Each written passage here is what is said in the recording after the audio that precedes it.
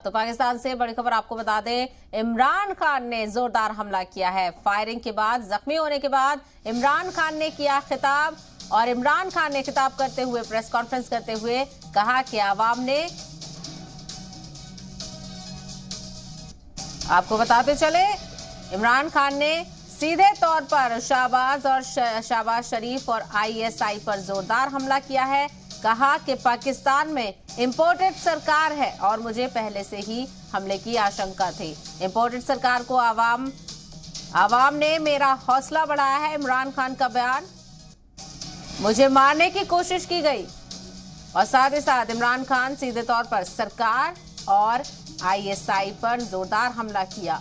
मेरे लॉन्ग मार्च से सरकार डरी हुई थी। बंद कमरे में फैसले, हकीकत का कुछ पता नहीं है। धारदार हमले करते हुए नजर आए इमरान खान।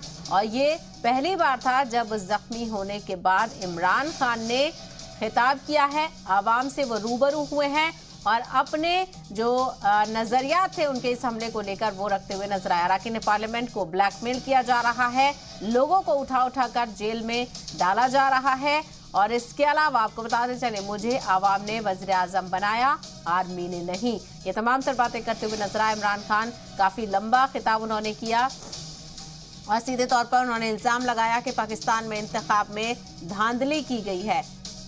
तोशाखाना मामले में मुझे फंसाया गया है। आपको बताते चले कि तोशाखाना मामले में कार्रवाई करने के बाद इलेक्शन कमीशन ने भी इमरान खान पर बैन लगा दिया था।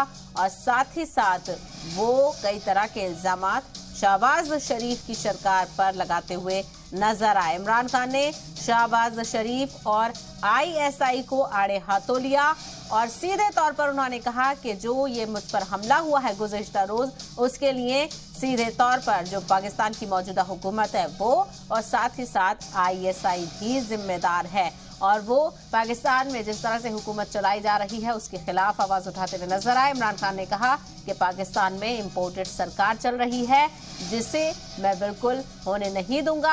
आवाम मेरे साथ है और साथ ही साथ उन्होंने ये भी कहा कि आवाम ने मेरा हौसला बढ़ाया है।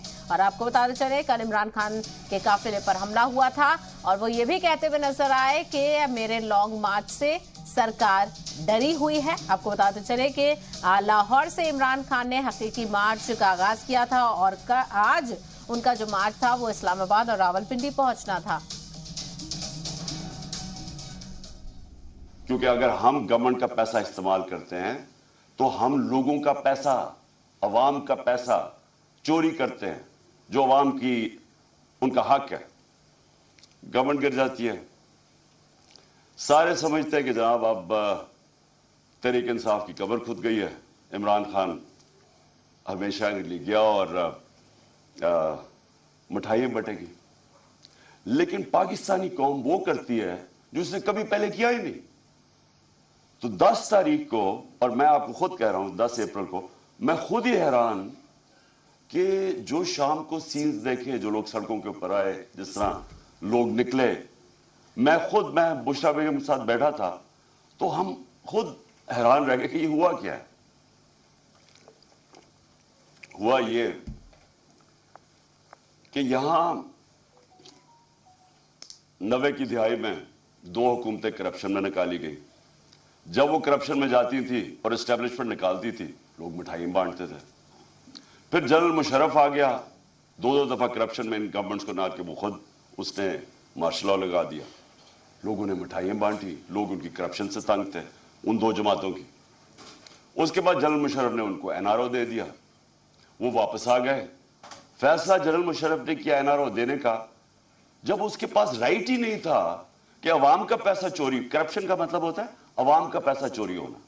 तो अवाम का पैसा चोरी होगा और जनरल मुशर्रफ माफ कर देता है उनको, वो आ जाते हैं और 10 साल 4 गुना पाकिस्तान का कर्जा बढ़ता है।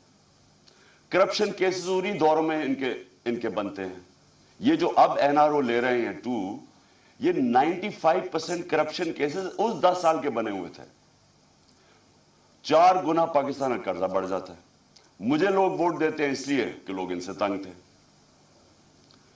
और उसके बाद वही एस्टैब्लिशमेंट फैसला करती है کہ اب چینج کی وقت آ گیا اور وہ ان کو واپس لے آتی ہے اور یہی کانسپریسی ہوتی ہے باہر ایک بیرونی کانسپری اندر اور یا فیصلہ ہو جاتا ہے.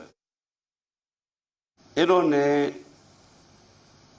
فیصلہ کیا کہ ایک ایسا سلمان تاثیر ٹائپ قتل کرو عمران خان. اس کے اوپر پہلے اسے کہو کہ جناب یہ اس نے مذہب کی توہین کی ہے یا توہین رسالت کی ہے. اس کے اوپر کوئی انہوں نے ٹیپس ٹوپس بنائی, انہوں نے وہ ریلیز بھی کی, وہ لوگ چلائے اور وہ نون لیگ کے لوگ اس کو پروجیکٹ کرنا شروع ہو گئے. پتا تھا مجھے کہ کون اس کو پروجیکٹ کر رہا ہے. ہمیں یہ اتنا آسان ہے آج کل کے زمانے میں پتہ چلوانا, کیونکہ یہ تو ڈیجیٹل ورلڈ ہے. آپ پتہ چلوا سکتے ہیں کس اکاؤنٹ سے چیزیں پروجیکٹ کی جا رہی ہیں. تو یہ پہلے تو یہ پروجیکٹ کیا گیا کہ عمران خان نے دین کی توہین کی ہے. اس کے بعد پلان ان کا یہ تھا جو انہوں نے کیا اس دن یہ وزیر آباد میں کہ کہیں گے جی دینی انتہا پسند نے عمران خان کو قتل کر دیا جس طرح سلمان تاثیر کو کیا کیونکہ اس نے کوئی مذہب کی توہین کر دی. یہ پلان بنا. میں نے یہ پلان جلسے کے اندر 24 سپٹمبر کو عوام کے سامنے رکھا اور میں یہ چاہتا ہوں کہ یہ بالکل اسی اسکرپٹ کے اوپر ہوا جو کہ وزیر آباد میں ہوا. تو یہ پہلے ذرا میں چاہتا ہوں آپ سارے یہ ذرا ایک دفعہ دیکھیں کہ یہ ہوا کیا تھا. یہ میں نے کیا کہا تھا 24 سپٹمبر کو. 3 لوگوں نے یہ پلان بنایا اور مجھے کیا یہ وہ 3 لوگ نہیں ہیں جو 4 لوگوں کے میں نے نام پہلے بتائے تھے جنہوں نے پہلے فیصلہ کیا تھا جن کے اوپر میں نے ٹیپ بنائی. یہ 3 اور ہیں. مجھے کیسے پتا چلا؟ مجھے پھر اندر سے لوگوں نے بتایا.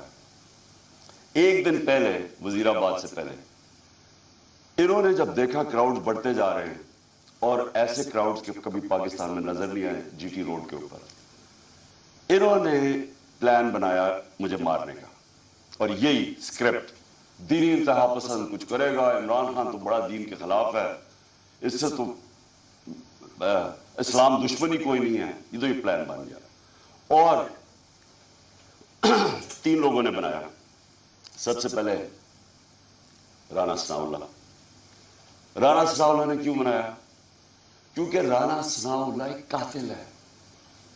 رانا ثناءاللہ اور شہباز شریف نے جب ماڈل ٹاؤن میں وہ 12 لوگوں کو قتل کیا تھا اور 70 لوگوں کو گولیاں لگی تھی, سب کے سامنے نہتے لوگوں کے اوپر گولیاں چلائی تھی ماڈل ٹاؤن. وہ کیوں چلائی تھی؟ کیونکہ طاہر القادری نے 1 سال پہلے پیپلز پارٹی کی گورنمنٹ کے اندر لانگ مارچ کی تھی اور یہ ڈرے ہوئے تھے آتے ساتھی, کیونکہ اس نے کہا میں پھر کروں گا نون لیگ کی گورنمنٹ میں. یہ ڈرے ہوئے تھے. انہوں نے وہ جو ظلم کیا وہاں ماڈل ٹاؤن میں, یہ دونوں شہباز شریف اور رانا ثناءاللہ, اور یہ کیا کہنا چاہتے تھے؟ یہ پیغام دینا چاہتے تھے, خوف طاری کرنا چاہتے تھے کہ کہیں وہ اسلام آباد نہ آ جائے, وہ پبلک نہ نکلا ہے. تو انہوں نے وہاں لوگوں کو قتل کیا.